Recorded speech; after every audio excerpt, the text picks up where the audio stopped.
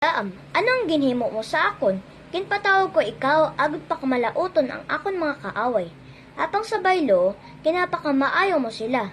Nagsabat siya, hindi ba lang kung ano ang ihambal ni Jehova sa akon, amo lang ang isiling ko.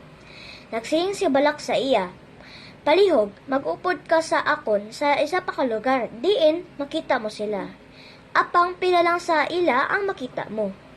Hindi mo sila makita tanan. Hindi to, pakamalauton mo sila pa sa akon.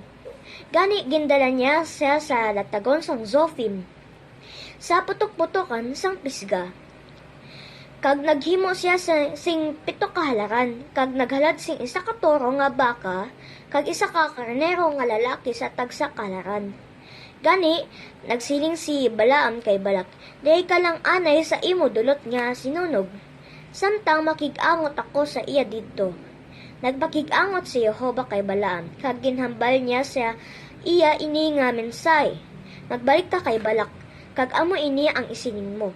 Gani nagbalik siya kay Balak, kag nakita niya nga nagahulat siya sa tupad sang iya dulot nga sinunog. Kaupod niya ang mga pangulo sang Moab. Ginpamangkot niya siya sa ni Balak, ano ang ginhambal ni Jehova?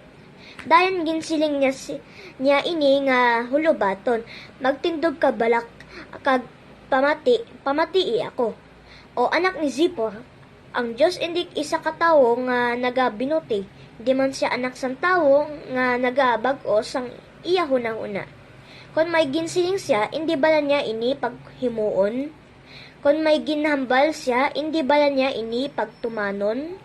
Ginsugo ako nga magpakamaayo. Nahatag na niya ang pagpakamaayo, kag hindi ko na ini mabaliskad.